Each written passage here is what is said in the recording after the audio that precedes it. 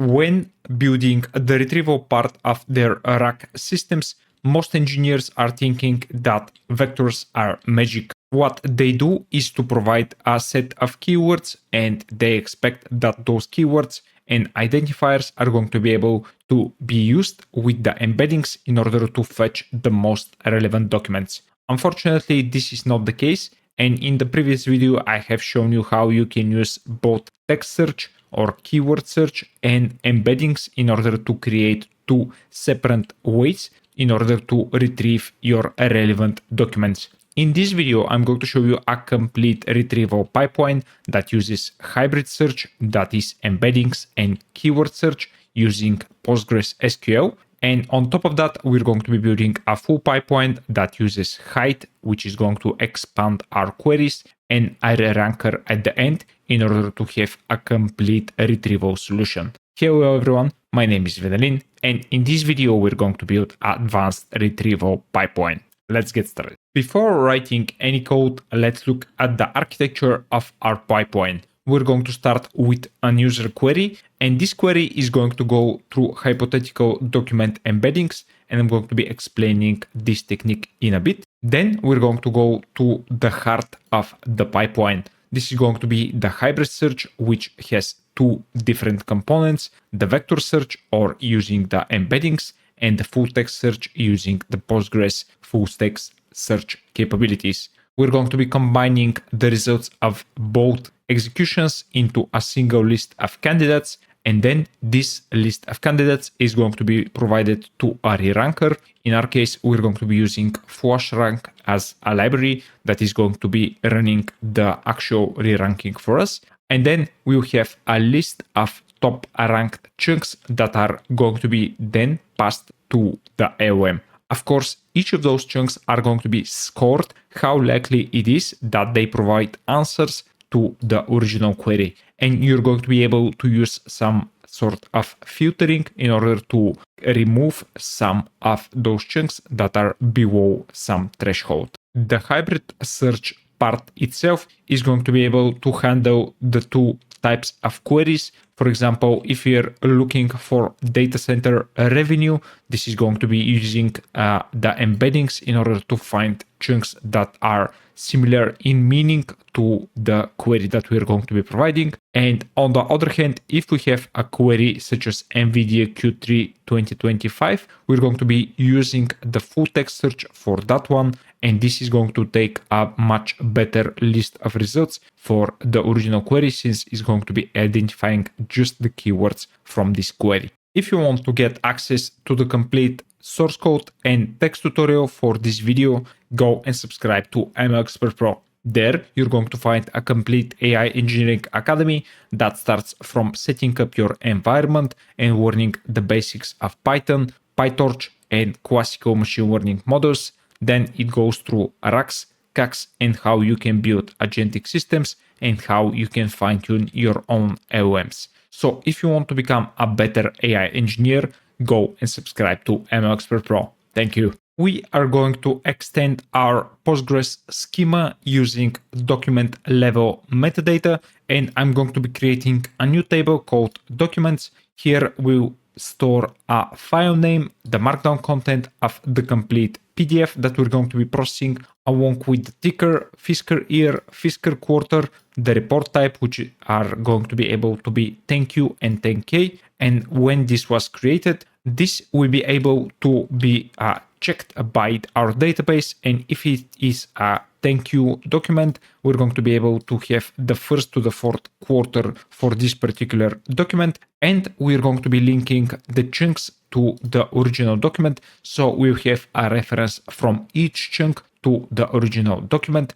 And in that way, we're going to be able to filter through all of those fields. I'm going to show you how we're going to be able to do that. The core functionality of our pipeline is the hybrid search, and our function is going to be primarily implemented in Postgres. Here we have the two flows, that is the embeddings and the full text search. And both of those are actually going to be using the functions from the database itself. The first one is going to score the rank based on the rank of the keyword search matches, and the other one, which is going to be the embeddings or the vector search, is going to be using cosine similarity, that is the distance from the embedding of the query to the different chunks that are available. Both of those lists are going to be then returned to another selector, which is going to be using the reciprocal rank fusion in order to create a single list of ranked chunks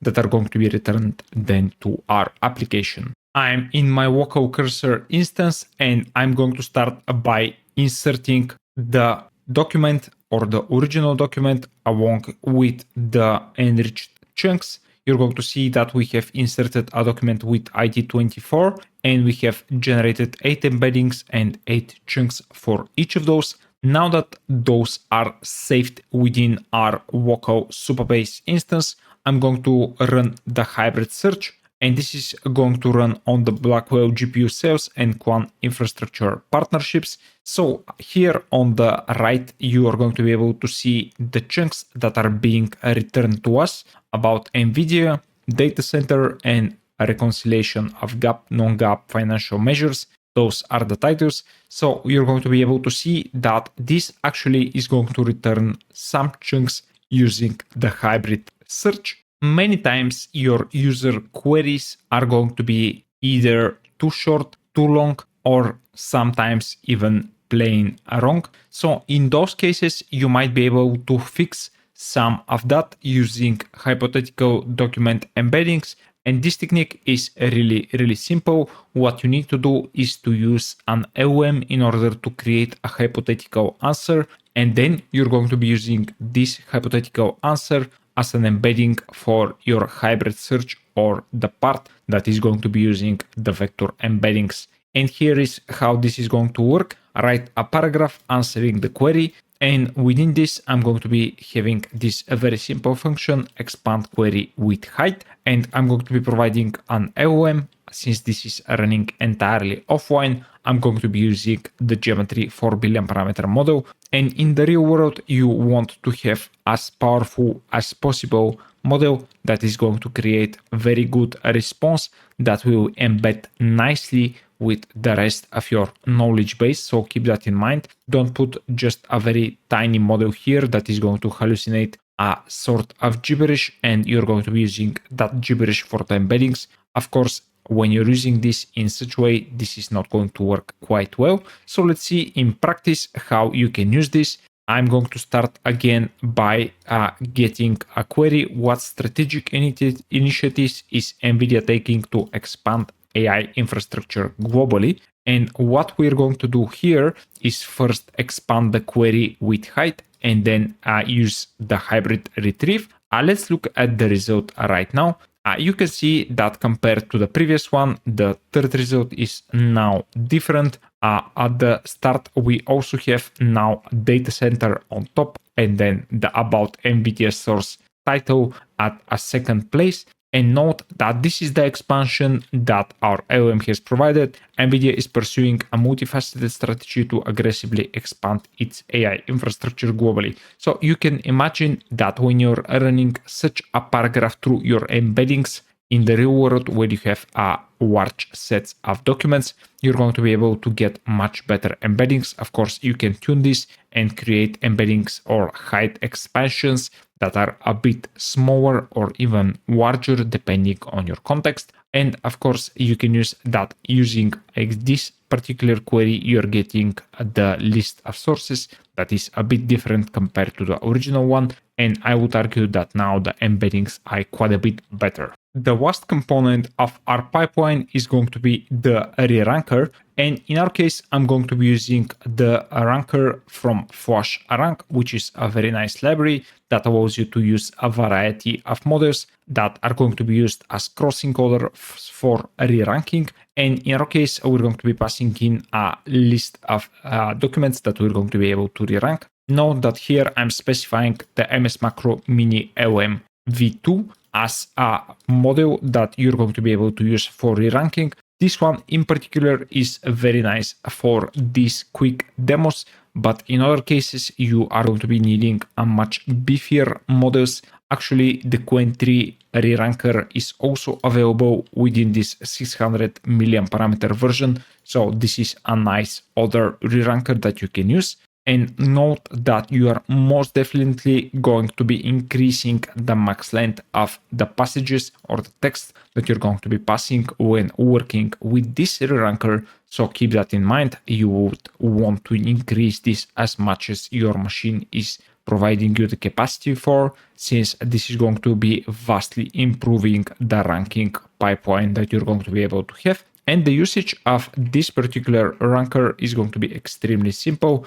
We have just a single function called Rerank, which accepts the reranker, the query that we want to work with, and a list of passages that we're going to be able to do the reranking on. The reranker is also going to have a single method called rerank along with the rerank request. Then we're going to be returning a list of results with each one having a particular score that is going to tell us, okay, at this query, the reranker thinks that this is the most likely document that is closest in meaning, then the second one, third one, etc. And I'm going to show you the scores in a second. Then the usage of this reranker is quite simple. I'm going to run this, and we are going to be asking for partnerships with major technology companies for AI infrastructure. We're going to be starting with the hybrid retrieve. Then we're going to be executing the reranker. Here I'm creating the passages. Each passage will have an ID and a text. And then I'm going to be showing the final results. We have scores for the different chunks, and you can see that the first one is highly likely to be relevant. The second one is about half as likely, and the third one is probably something that you should ignore according to this reranker. So you can already see the power of this reranking technique. Now let's run the complete pipeline. And this will start by providing a query. Then HyDE is going to expand that query. We're going to be using hypothetical embeddings in order to do that. Then we'll have the hybrid search, which is going to be passing the embedding model and the maximum number of matches. Then we're going to be using the reranker, and this is going to filter the final list to just 3 different chunks. And from there, we're going to be creating the table that we have already seen as the final results. Note that this time around, after running the complete pipeline, we have the data center chunk that is very relevant, and then another chunk that is slightly lower in relevance, but still quite likely to be useful to the LLM. And the third chunk is highly irrelevant, so I would probably ignore this chunk. Note that our pipeline is very simple to run, but it contains a lot of components that you need to understand and probably walk and monitor in production if you want to get good results from such a slightly more complex pipeline. To summarize how our advanced retrieval pipeline works is first to expand the user query, then it goes through a hybrid search component that will use both embeddings and text search. This part is used as catching a very high precision. In this case, we're going to be having a look at all of the documents that might have some relevancy to the user query. From there, we're going to be trying to increase the recall of our pipeline using the reranker. That is, we're going to be filtering out the chunks that are not relevant to the query provided to us by the previous hybrid search part. And at the end, we're going to be giving the results to the LM or whoever is consuming our chunks. Of course, these chunks are going to be scored as well, so we'll be able to do some sort of thresholding in order to cut out the chunks that are not going to be useful for our RAG pipeline. Thank you for watching, guys. Please like, share, and subscribe. Also, join the Discord channel that I'm going to link down into the description of this video. And do let me know if you have your favorite techniques and methods in order to optimize your retrieval pipelines when you're building real-world RAG applications. And if you want to get access to the complete source code and text tutorial, get down into the comments. I'm going to link the tutorial along with the ML Expert Academy link so you can become a pro member and get access to everything for lifetime. Thank you for watching, and I'll see you in the next one. Bye.